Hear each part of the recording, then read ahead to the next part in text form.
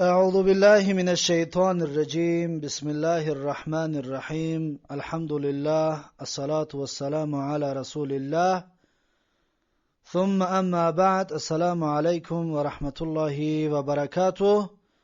برادران و خواهشمندان زبان عربی، الحمدلله که ما و شما 8 درس از کتاب بدان گرفتیم و امروز درس 9 را به سمع شما برادران و دوستان خواهیم رسانید. و آخرین درسی که ما و شما از کتاب بدان گرفتیم معلوم و مجهول فعل مضارع بود. فعل مضارع این دویم مشتقات است. ما گفتیم این مصدر 12 چیز اشتقاق می شود. یکمش فعل ماضی بود، دویمش فعل مضارع است. فعل ماضی را گرفتیم و فعل مضارع را همچنین گرفتیم. اکنون سیوم چیزی که از مصدر اشتقاق می شود این اسمی فاعل هست. امروز درس 9 ما و شما اسم فاعل رو میگیریم. اسم فاعل گفتیم کننده کار، کسی که کار رو انجام داده است او را چی میگن؟ فاعل. اسم فاعل. خب ببینید چی میگه. میگه اسم فاعل از ثلاثی مجرد بر وزن فاعلون می آید. صاحب کتاب بدان این را بیان میکنند. میگه که اسم فاعل از ثلاثی مجرد بر وزن فاعلون می آید، همچون ضاربون و قاتلون. ضاربون یعنی که یک آدمی زننده، قاتلون یا آدمی کشنده، یا مثلا آکلون میگه، آکلون آدمی خورنده، یا شاربون یک آدمی نوشنده، کسی که می نوشد، آب می نوشد، نوشنده. اینها را چی میگن؟ اسم فاعل میگن. پس از ثلاثی مجرد انشاءالله بعد که بدون بود کردیم کتاب دیگر را میگیریم درباره باب‌های صرفی که 22 باب هست. انشاءالله در اونجا بعد شما میدونید که باب‌های ثلاثی مجرد یعنی 6 بابی هست. اون 6 باب بر وزن فاعلون اسم فاعلش می آید. مثلا که ضاربون، قاتلون، فاتحون، ناصرون، اینها همشون چی می شود؟ بر وزن فاعلون می آید. و از غیر ثلاثی مجرد بر وزن فعل مضارع معلوم می آید. همچنین باز ما گفتیم 22 باب صرفی است، 6 تاش ثلاثی مجرد است، باقی مانده اش یعنی 14 تا دیگه اش غیر ثلاثی مجرد است. 14 باب دیگر غیر ثلاثی مجرد است، یا 16 باب دیگر، زیرا که 12 باب ثلاثی مزید است، 1 باب رباعی مجرد است، 3 باب رباعی مزید است. همگی 16 باب. 16 باب غیر ثلاثی مجرد است. اون 16 بابی غیر ثلاثی مجرد را میگه چیکار میکنه؟ میگه بر وزن فعل مضارع معلوم میآید. فعل مضارع معلوم مثلا اکرم یکرمو، یکرمو، یا که مثلا استخرج یستخرجو. همین کلمه را بنویسید در دفترتون. اکرم یکرمو، یکرمو را بنویسید. یستخرجو یا یدحرجو، همین سه کلمه را بنویسید. اکنون چیکارش میکنیم؟ میگه که با آوردن میم مضمومه با جای حرف مضارعت، انا اکنون یکرمو یورا میگیریم در جاش میمونه میشه مک، و یستخرجو را یورا میگیریم در جاش میمونه میشه مستخ. میم فقط ضمه میکنیم. یا یدحرجو را یا شب بگیره در جاش چی را بونه؟ میم مضموم را بونه میشه که مدحرجون. اینها میگه حرف مضارعت رو با جای حرف مضارعت میم مضموم را میمونیم و با کسر ما قبل آخر کسره میکنیم.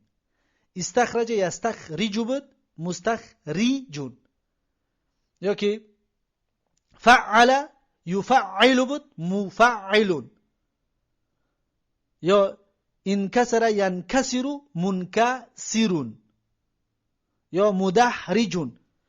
خلاصا ما قبل آخر رو کسر میکنیم. ما قبل آخر کسر کرده میشه اسم فاعل. حرف مضارعت هم میگیریم، یا را گفتیم میگیریم، در جاش چی را میمونیم؟ در جاش میم مضمومه را میمونیم. میشه مکرمون یا مستخرجون و میشه مدحرجون. اون سه مثالی که اول در نوشتیمش اینها میشه اسم فاعل. اینجا گفته که همچون مکرمون و مدحرجون خودش آورده است در اینجا صاحب کتاب.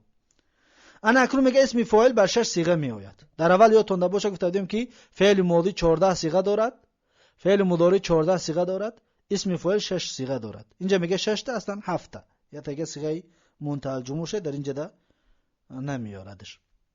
اسم فاعل بر 6 صیغه می آید. 3 مذکر رو بود و 3 مؤنث رو بود.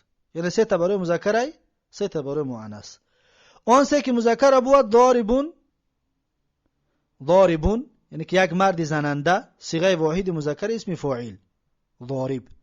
ضاربانی 2 مرد زننده، صیغه تثنیه مذکر اسم فاعل. ضاربون همه مردان یعنی جمع بسیاری، همه مردان زننده، صیغه جمع مذکر اسم فاعل. پس این 3 تاش برای مذکر بود. اون 3 که مؤنث رو بود، 3 تاش که باز برای مؤنث است. ضاربتون در بالا ما گفتیم ضاربون برای مذکر، ضاربتون یا ت در آخرش میشه برای مؤنث زنانه. ضاربتون یک زن زننده، صیغه واحده مؤنث اسم فاعل، صیغه واحده مؤنث اسم فاعل یعنی یک زن. ضاربتانی 2 زنی زننده، صیغه تثنیه مؤنث اسم فاعل.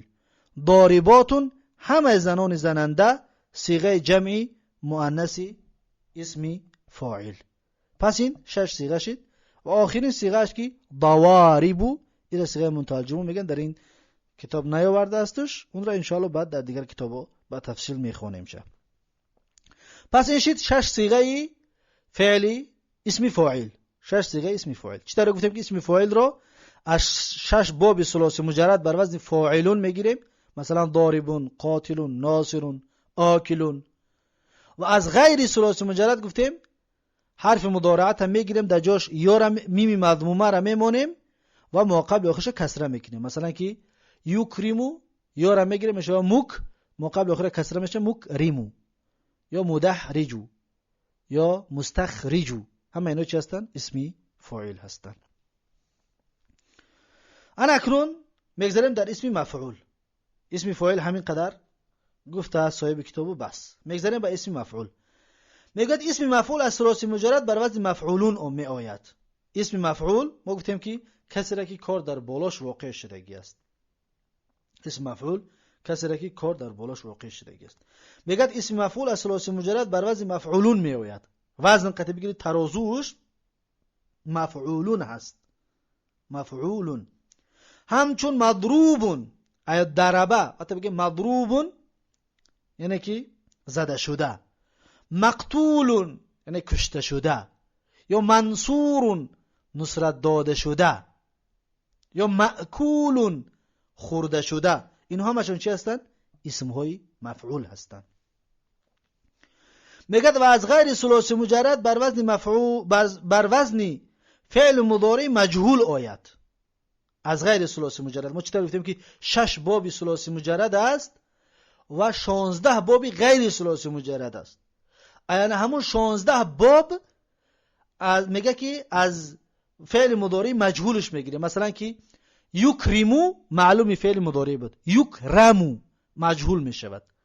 یا یستخرجو مجهول فعل مضارع. یا مثلا که یدحرجو معلوم مجهول فعل مضارع از غیر ثلاثی مجرد. پس اینها را چیکار میکنیم؟ یاشو نمیگیریم، باز یه بار دیگر همین را نوشته کنید. مثلا که یکرمو، یستخرجو، یدحرجو. پس هر سه همین را یاشو نبگیرید، یاشو نبگیرید، در جای یا میم مضمومه را بیارید بمونید، میشود که مکرمو، مستخرجو، مدحرجو. انا همین میشود اسم چی؟ اسم مفعول. ببین چی میگم، مجهول آید با آوردن میم مضمومه به جای حرف مضارعت. یا را گفتیم همش میگیم در جاش میم ضمه دار میمونیم، مو با فتح ما قبل اخیر، پیش از ما قبل اخیر فتحه میکنیم، مکرمو، مستخرجو، مدحرجو. همچون مکرمون و مدحرجون گفته خودش گفته است. ببینید مکرمو که گفتیم ما قبل اخیر رو فتحه کردیم، اسم مفعول می شود. همین را ما قبل آخر کسره که میشود اسم فاعل. مثلا بگویی که مکریمون اسم فاعل ای، مکرمون اسم مفعول ای. مدحرجون اسم فاعل هست، مدحرجون اسم مفعول هست. ببینید خیلی آسان هست، از غیر ثلاثی مجرد اسم فاعل گرفتن بسیار آسان می باشد. انا اکنون میگه که اسم مفعول بر 6 صیغه می آید. اسم مفعول چند صیغه دارد؟ 6 تا. 3 مذکر را بود و 3 مؤنث را بود. 3 تاش برای مذکر، 3 تاش برای مؤنث. آن 3 که مذکر را بود مضروبون، یک مردی زده شده، صیغه واحد مذکر اسم مفعول. مضروبانی، 2 مرد زده شده، صیغه تثنیه مذکری اسم مفعول. مضروبون، همه مردان زده شده، صیغه جمع مذکری اسم مفعول. یعنی که این مفرد و مثنی و جمع بیان کرد. مضروبون، مضروبانی، مضروبون.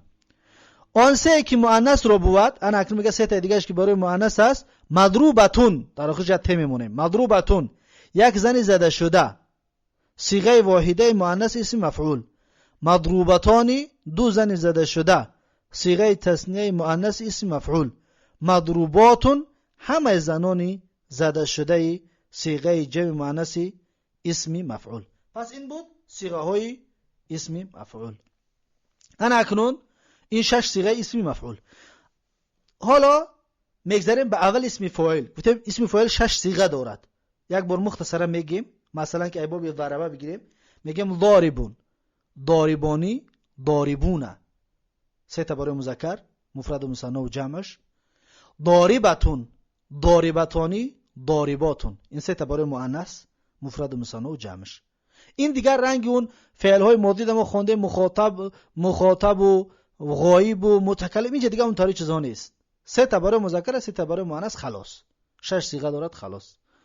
اما اسم مفعول باشه چی؟ اسم مفعول مثلا ضربه بگیریم بر وزن مضروبون می شود. مثلا مضروبون، مضروبانی، مضروباتون.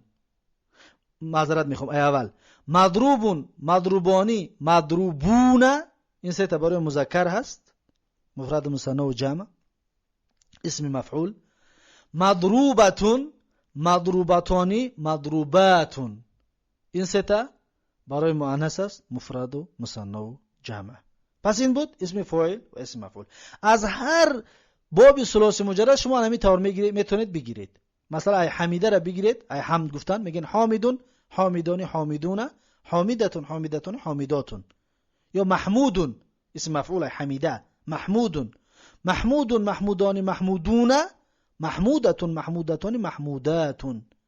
این 6 صیغه اسم فاعل و اسم مفعولش. و به همین طریق ان شاء الله شما میتونید که اسم فاعل اسم مفعول دیگر جدا کنید و این هست طریقه گرفتن اسم فاعل اسم مفعول از ثلاثی مجرد و از ثلاثی مزید. و درباره این 22 بابی که گفتیم این را ان شاء الله بعد بدان بود کردیم. کتاب دیگری را میگیریم که 22 باب، هر یک باب رو به تفصیل خوب میگیریم و به سمع شما ان شاء الله میرسونیم و شما میتونید که از اونها استفاده زیاده به دست بیارید ان شاء الله. لیکن این قاعده را در یادتون بگیرید که اون کتاب خواندن دیگر این قاعده را ذکر نمیکنیم و خودتون دیگر از اونها باید آماده باشید برای گرفتن اسم فاعل، اسم مفعول و دیگر فعل هایی که در اینجا بیان کردیم تا به حال و تا آینده ان شاء الله تا آخر کتاب که بیان خواهیم کرد. و در اینجا درس امروز را به پایان میرسونیم و تا درس آینده که درس آینده ما و شما از قسم ششمی یا پنجمی، زیرا که گفتیم از مصدر 12 چیز اشتقاق میشود. فعل ماضی را گرفتیم، فعل مضارع را گرفتیم، اسم فاعل را گرفتیم، اسم مفعول را گرفتیم. اکنون فعل جهد میگیریم ان شاء الله. پنجم چیزی که از مصدر اشتقاق میشود فعل جهد است. درس آینده ان شاء الله خواهیم گرفت. بارک الله فیکم و جزاکم الله خیرا و السلام علیکم و رحمت الله و برکاته.